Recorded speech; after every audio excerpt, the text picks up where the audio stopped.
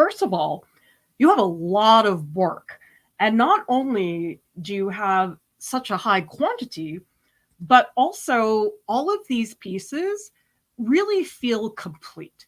That's something that a lot of art school applications don't have. Oftentimes there are pieces that are almost done, but I can tell looking at these pieces that you really know how to follow through on finishing all the aspects of these pieces. It shows to me that you have a very strong work ethic.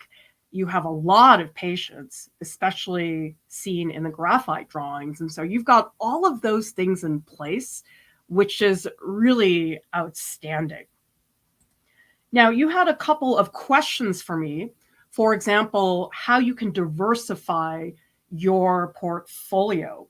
And I think really you have to step outside of the essentially 4 styles that you have. So I look at the portfolio, you have the very, very detailed graphite drawings. You have the digital illustrations that have a fantastical quality to them. You have the pieces that have the topography, more graphic design pieces. And then you also have these poster-like images as well. So that's not a very broad range right now.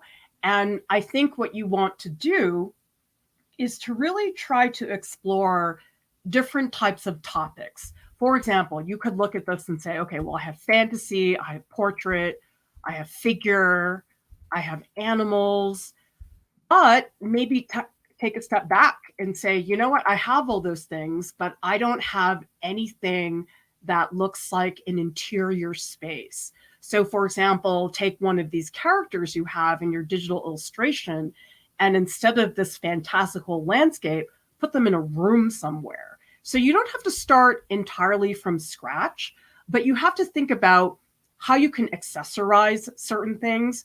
For example, this is a pair of hands, and it's very beautiful, but they feel very generic. So oftentimes the way you can diversify your portfolio is to get really specific. Picture if this drawing with the hands, maybe the hands are wearing specific rings. Maybe one of them is wearing a bracelet. Things like that can help distinguish the piece, because I think that's what happens a lot, especially in these still lives. They really start to feel like a dime a dozen, like anybody could do this still life. Certainly you have phenomenal technique, but the thing is, the overall impression of your graphite drawings feels very stale and quite dull. There's not a lot of mood or emotion to these pieces. It's more like you're just physically describing the pieces, but you're not really telling us much about what it is you're trying to say as an artist.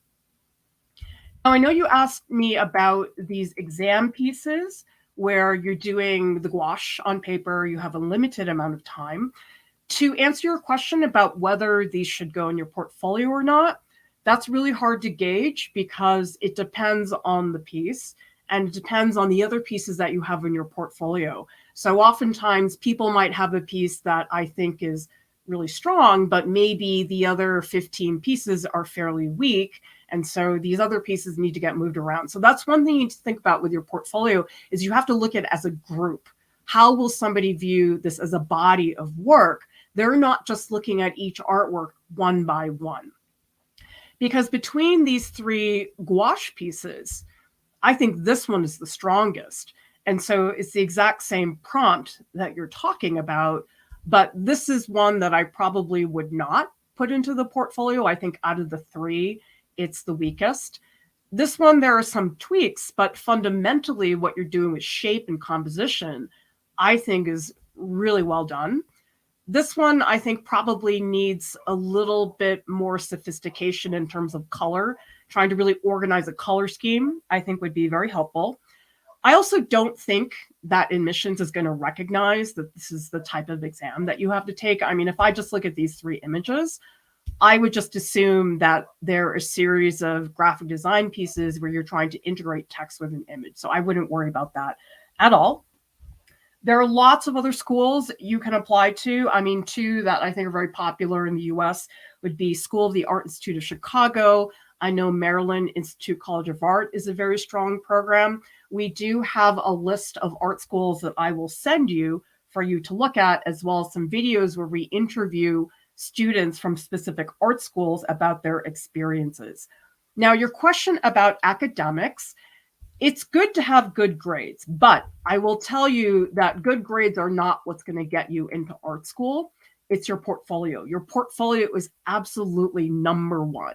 Not saying you should have bad grades, but the difference between somebody who's an A or an A- student, usually in art school, that's not a deal breaker. It is absolutely 100% about the portfolio. All right, let's take a look at your portfolio overall. I think definitely if you're going to keep working with pieces that have typography, you have it here. This is a poster because text shows up quite a bit in your portfolio. This poster for awareness for exams, you also have it in these 3 gouache pieces. And what I see a lot is that the text feels like it's just a last minute thing that gets slapped on the portfolio. Because if I go through and I look at, let's say, this poster, you have the cow, and then the text is just sort of off to the side. And I think if you want your text and image to really work together and not just be side by side, it's important for you to plan that from the beginning, because oftentimes I see people, they'll say, draw the cow, finish it, and then say, oh, I'm going to add the letters. And so if you're doing sketches, thumbnails, you have to plan the thumbnails with the text right then and there. You can't add it on last minute, because that's what happens, I think, in these last 3, especially this one. The text that you have at the bottom is just slapped on there. It doesn't really interact with what's happening. And it's also hard to read because of the color contrast. You have this pink color for the word, and it's hard to read that against that dark swirly background. So that's another thing you have to think about, is whether things are actually, excuse me, just a minute. You have to make sure that things are actually legible, because oftentimes you'll see graphic design that looks really cool, but people actually can't read it. And that's a problem when it comes to text. Hang on. Okay, sorry for that brief introduction. I'll go over a little bit since I had a brief interruption in there. And so the way for you to really work on your graphic design would be for you to look at graphic designers. We have a very big list of graphic designers. You can look them up. A really good one to look at would be Saul Bass, is quintessential graphic designer, designed all kinds of logos and very famous movie posters. But I think if you don't see examples of that, it's really hard to figure out how to make that happen. And then the other thing I really want you to work on is shape, because shape is one of those things, it's so simple of an idea that oftentimes people really almost forget about it. So you could say, okay, here in this Witch Guide digital image, a very prominent shape here would be the moon, that crescent shape that you have. But the thing is, that shape of the moon, it gets broken up a lot because you have the figure overlapping, you have these curly plants that are going on top of it. And so what happens is we lose the impact of that moon shape. And so really what it's about is learning to organize a hierarchy of shapes, thinking about the different variations of scale. So for example, in this cow image, you have all kinds of shapes, but they're all pretty similar in terms of size. So if you have an image where you've got one really, really big, bold shape, you have a bunch of medium ones, you have a bunch of little ones, that's going to help you a lot more, because I think a lot of this is not necessarily have anything to do with your technique. I can see from this image that you're very good with digital, that you have a lot of, I think, skill in terms of rendering forms, getting the lighting to come across. But I think it's in the composition and the shapes that's what you want to start to look at. Because in this piece, the left-hand side of the portrait almost feels really crammed, but then the three hands, the one at the top, upper right-hand corner, and this one, they feel very much like they're just lined up. And so you don't have a very good relationship between all of those parts. They don't really connect or flow very well. So you want to be able to get those to feel like they connect more within the context of your composition. I also think it's good for you to have digital work, but what I'm noticing about your digital work is it all looks really similar in terms of the color schemes, in terms of even the characters, because this character has a very similar look to this character. And if I go over here, this is the same sort of dreary look. So I would say even within digital, there are many ways that you can create more diverse images. Right now, I see that you're very stuck on very dark values. And it seems like in some of the digital pieces, you really look to the dark value to articulate things. But that's starting to get very similar. Like a lot of the darks, they'll sort of merge together. So what I would recommend with the digital pieces is not only do you try different subjects, but also different types of color schemes. Like this one's the same thing. It's all very, very dark.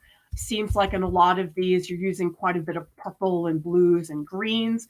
And so you can do the same media, which in this case is digital, but you have to show that this isn't the one way that you use digital, that you're able to use digital to make an image that's very bright and saturated, that you could do one that maybe is a little bit more graphic, because right now it's just too similar stylistically.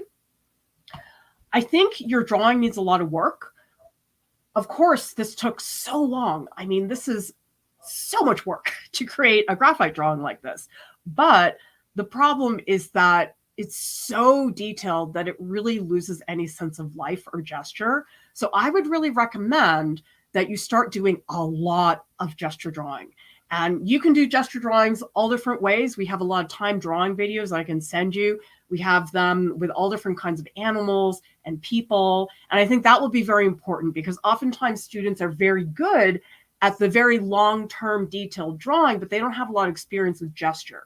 And gesture drawing is absolutely a skill that you want to represent.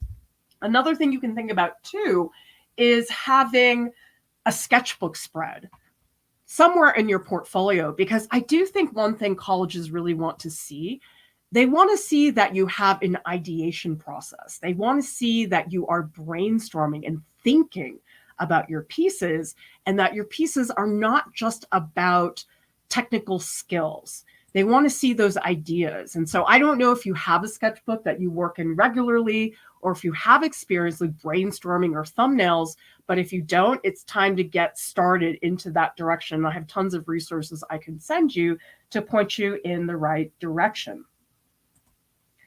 And I think in terms of diversifying topics and media, I think you want to almost pick the opposite of what you have in your portfolio. Okay, so you have these gouache paintings, and gouache in general, it's a very thin paint. You can't make a thick painting when it comes to gouache. However, you can do that with acrylic. Acrylic can get very, very thick. And so we can say, well, you're very good at these very thin, flat gouache paintings. How about you try acrylic paint and you try painting with a palette knife, and you layer up the paint really, really thick. Maybe you even mix sand into the acrylic paint. I know one of our staff members actually mixes old coffee grounds into the acrylic paint to give it more texture. So that's one way to spin it. And I also think trying mixed media would be really good, because it seems like in all of these, you're using all the materials separately. So you're using digital, you're doing graphite, you're doing gouache. But nowhere do I see you interacting with multiple media. For example, if you have graphite, let's say you have a drawing and it starts in graphite, but then maybe you add watercolor on top. Or maybe you have a graphite drawing and then you work on it digitally. I think there are many more ways for you to combine the media, creating mixed media pieces, So you can really explore the materials, because I think what's happening right now is you're so focused on the technique that there's not a lot of exploration of different types of materials. For example, what would happen if I said to you, okay, I want you to paint on something that is not paper, that is not canvas? What if I said to you, I want you to paint on this piece of cheesecloth that's been glued down to a panel, so that way you have more texture? So really what you need to do is get a lot more experimental with different materials. And oftentimes people think that materials for art come from the art store. They don't always. Sometimes people like to go to recycle centers and pick things up. I know somebody who made a shoe out of an egg carton. So starting to think that way, I think, would be very helpful in terms of diversifying your work. Okay, let's go through and talk about the pieces individually. Oh, one more thing. Before I do that, I do think it will be very important for you to learn how to develop color schemes, because it does seem like right now you're not really planning out color schemes in advance, or they are color schemes that we've seen many, many times. Like this is the color scheme that you use very often for digital work. But I think what happens is if you don't have a color scheme, sometimes the piece ends up looking really fragmented. So we have this one, and it's like you've got every color, blue and yellow and pink and red. And sometimes a limited color palette can actually be a lot more effective. And so thinking about in advance, okay, what is my color scheme? And why did I pick that color scheme? Did I pick that color scheme because I want the image to look bright and happy? Or maybe this color scheme would be better for an image that I want to look very dreary and very moody looking. This one's a better example of a color scheme because it's largely cool colors, and there's a little touch of the warm colors here on the ground.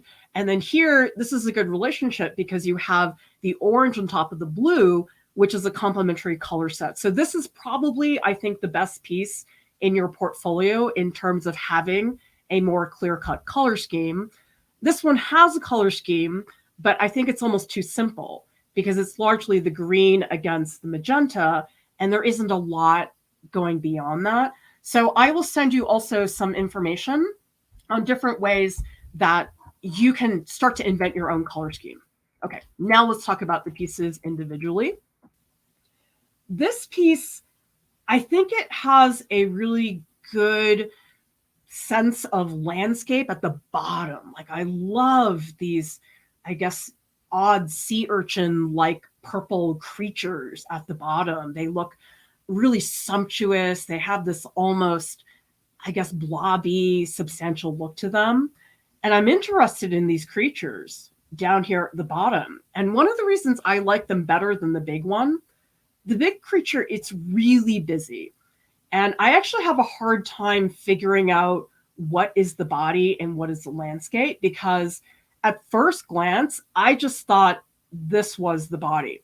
But then I went up here and I thought, well, wait a minute, is that actually part of the body? But the thing is, color-wise, it's a lot more similar to the colors in the background. So I think just spatially, it's a little bit confusing exactly where this figure is located in space. And this figure, it just has so many pieces and parts. I feel like the head, if that's what it is, it doesn't feel connected to the neck. It looks like it was collaged on top of the neck. And so maybe one way you can think about your characters is to have less.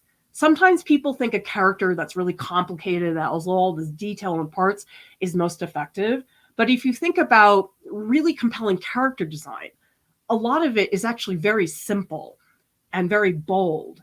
And that's what I think you want to do, is cut back on some of your characters, because the other thing is that the patterns in the background, they're beautiful, but they're very dominant. Like they really take over the space. So I want you to think about, in your compositions, what is the hierarchy?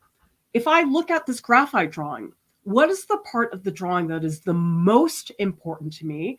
And what are some of the parts that are less important? And what are the parts that really are not important at all? You can think about it in terms of a movie. Movies usually have two leading actors. They have supporting actors. And then there are people who are extras in the background. And here, it's like you've got too many leading actors. Like every single part of this drawing is drawn to the same degree of detail. Now, picture if you made this hand, make this hand the most detailed so that it becomes a focal point, all right? And then let's say the face is actually blurry. That would actually be a lot more interesting because right now the face and the hand, they look exactly the same in terms of the focus, in terms of the detail, the technique. And so I want you to look at your compositions and assign roles to say, okay, this is the focal point. This part is less important. This part is not important at all. Because this is more typical that people say, okay, well, if I finish a drawing, therefore, every single part of the drawing has to be finished to the same degree of detail. And that's actually not true. If you look at a lot of paintings, that is oftentimes not the case. People will look at a Rembrandt painting and say, wow, it's so detailed.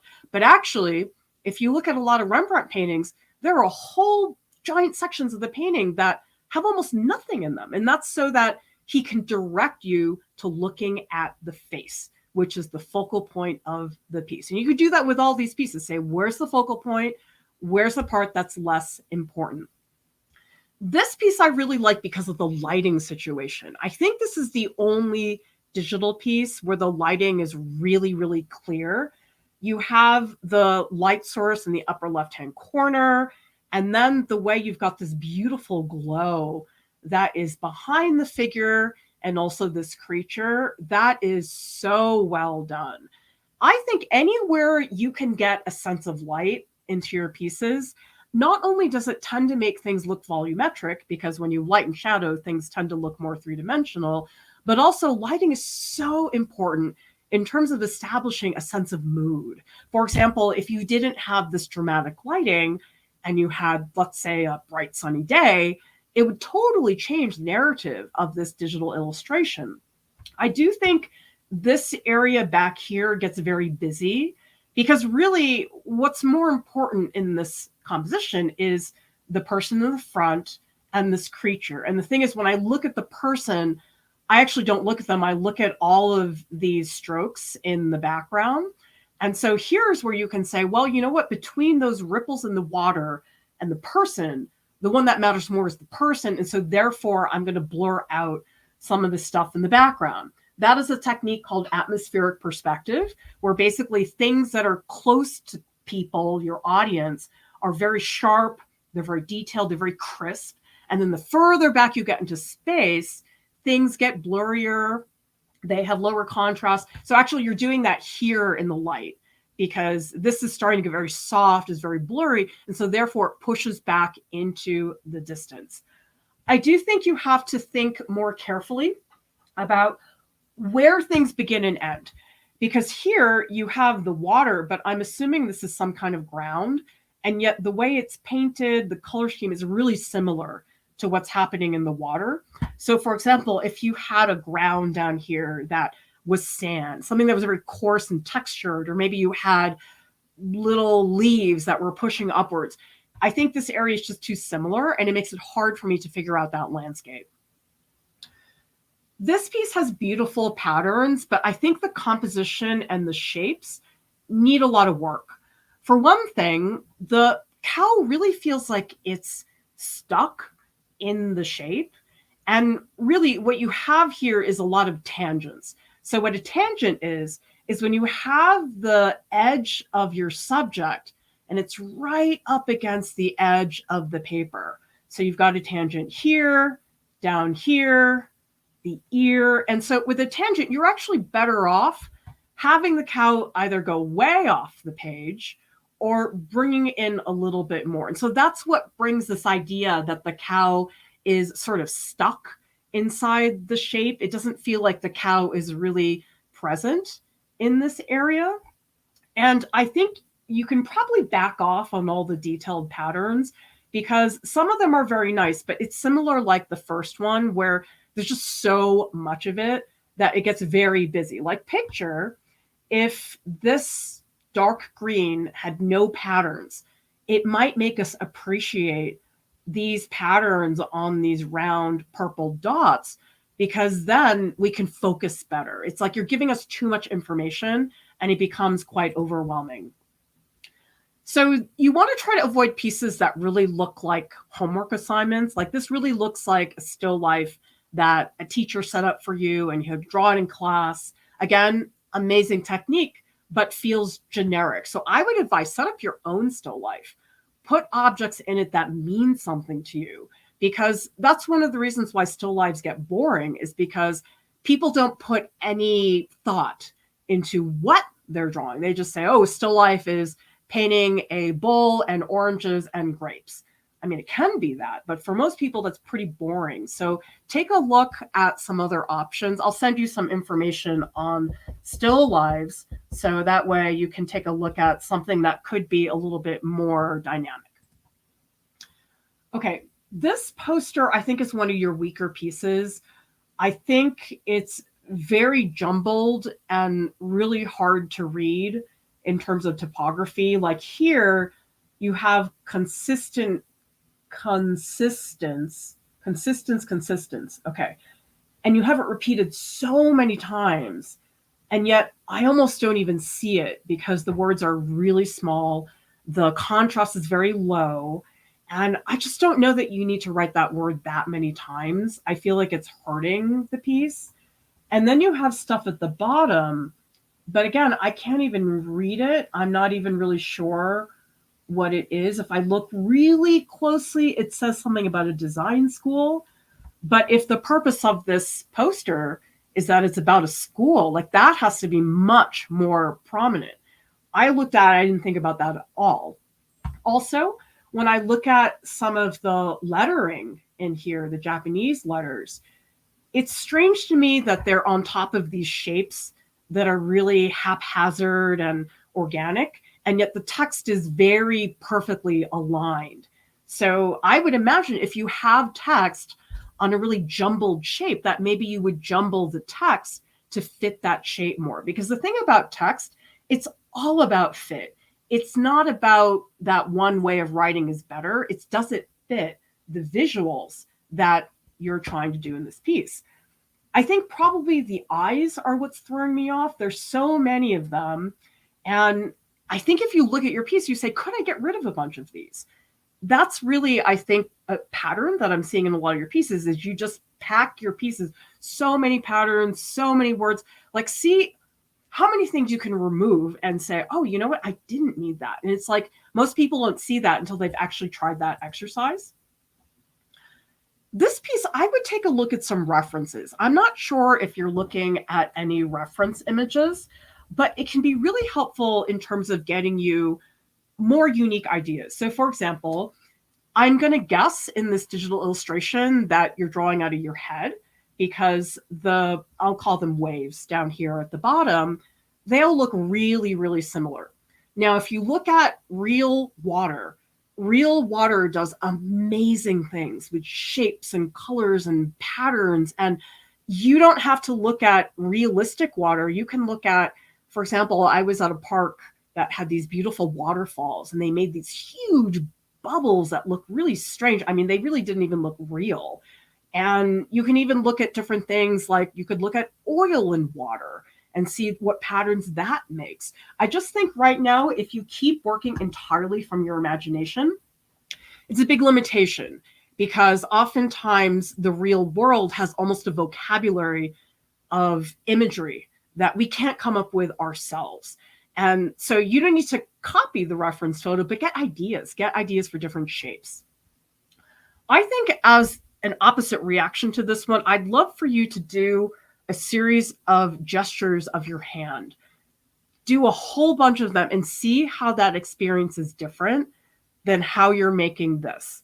Because most students in high school who are applying to art school are doing very detailed pencil drawings that look hyper realistic. That is the norm. And so if you do something that's outside of that, that's how you can stick out more in your portfolio. This piece, I think I would get rid of the red outlining that's everywhere. I think it's making things look very flat.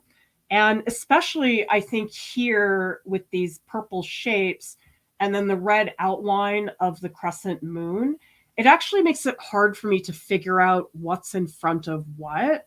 So it's not to say you can't outline things, but I think here, because it's the exact same red outlining everything, it gets very confusing. I also think this composition is very crammed.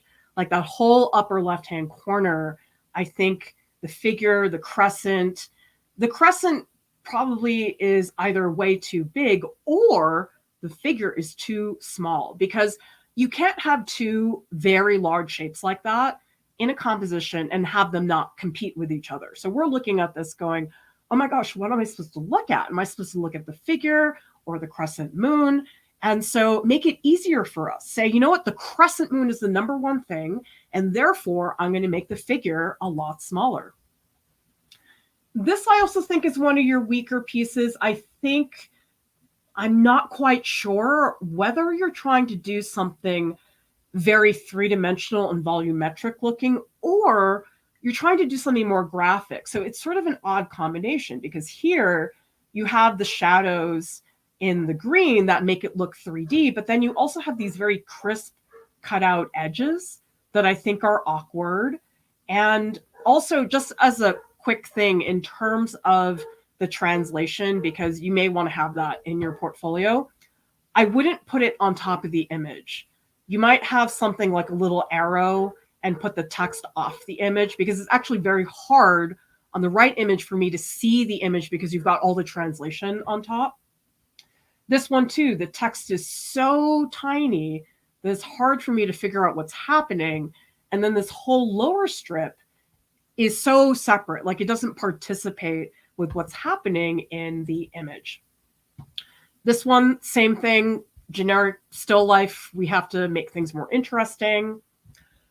This one I think has potential, but the scale is a little strange, because this creature, I'm going to assume it's the same creature. They look the same. This creature is closest to us as the viewer, and yet this one is much larger. So scale, changing the scale of a figure in a space that's repeated, is a great way to show space. So if you had this figure very large, and then this one sort of medium, and then let's say you had a bunch of tiny ones in the background, that would show the space a lot better. I feel like right now I go straight to this area, which is in the background, but really I feel like the conversation and action that's happening is between these two objects. Another thing is try to get a feeling of texture in your digital illustrations. You have some of it here, but this feels more like the texture of a flat pavement. Like, what does it look like when a building is falling apart? I get the feeling that a lot of these buildings are decrepit, they're in bad shape. And you'll see a lot of buildings that are abandoned, they're a mess. I mean, they have all kinds of textures and grit on top of them. So try to avoid the buildings looking too smooth, because when things look too smooth, they can oftentimes feel almost fake and artificial. Okay, this piece has some neat effects, I think, in the petals. But I think this trunk is a big problem, because it's very large, but it's so flat and similar to the people that it almost looks like a hole in your painting. And so I think you will have to decide, okay, is this an actual trunk, or is this, I don't know what it is. It's just really vague, because I love how dramatic the flower is. I think that's really, really well done. But I think not enough grass down here. I think you either want to get rid of it or have more.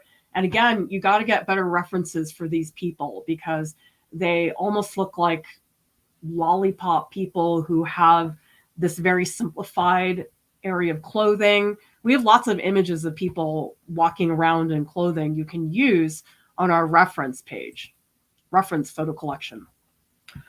Okay, this one I feel is very cliche, because you have the cat, and I think this is supposed to be a witch. At least that's what it looks like to me. It's a little bit unclear, because the hats are not that stereotypical witch hat that you see. But I'm trying to figure out, you've got night here. you've got the people, but I'm confused about this blue background at the top. I mean, it looks like very stylized water. And then I'm not sure what these shapes are in the background.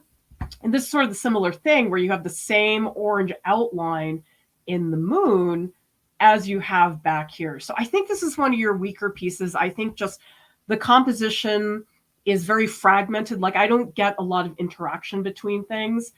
Like if you had, for example, some of this blue going behind the moon, then I think that would be better. But it's almost like you have everything just sort of lined up side by side. And so what you're really looking for is interaction. Now, let's say with the text that says night, instead of sticking it here down the bottom, you put the words inside the moon. That would be a way to connect and integrate those two elements in your poster so they're not so separate. And that's the challenge of typography and graphic design, is how do you get those two things to work together so they don't feel too separate. This piece is quite strong. I do think that you may want to shift around some of the colors. I don't know if you're still willing to work on this piece more, but I do think if you're going to have these two big areas of dark, make them very different. So maybe this is a bluish dark. Maybe up here, it's a dark maroon red, because it's too many cool colors. Yes, you have some of the oranges, but I think if you can balance better warm and cool colors, that'll make it so this warm text doesn't stick out too much. Because the other thing too is that the font that you've chosen, I don't think really matches the sort of creepy atmosphere that you have. Like I wouldn't match that type of lettering to this kind of scene. So think about how to connect that together. This, I think, is probably one of your weaker pieces. I think it feels scattered. It's all over the place. And so it says, draw a flower with the word flower in 5 hours. Yeah, this is the piece I would take out. I just think it's really hard for me to follow what it's supposed to be, because you have these sort of mesmerizing fluid shapes in the middle, but that the lettering in the lower right-hand corner, it's like really harsh. It looks like a typed font. I mean, I think what you should try to do is doing your own handwritten text, because when I look at a lot of these pieces, all the text, it's either done digitally and it's therefore sort of sterile looking. I like this one better. I feel like this one, the text has more of your personality. It sort of fits the design a little bit better. So it might be good for you to experiment. Okay, what happens when I don't use typed text and I do my own writing and I try to make that really fit the image a little bit better? All right. Well, I'm so glad I had a chance to look at your portfolio, Leo, and I will send you an email with several of the resources that I mentioned earlier in the critique.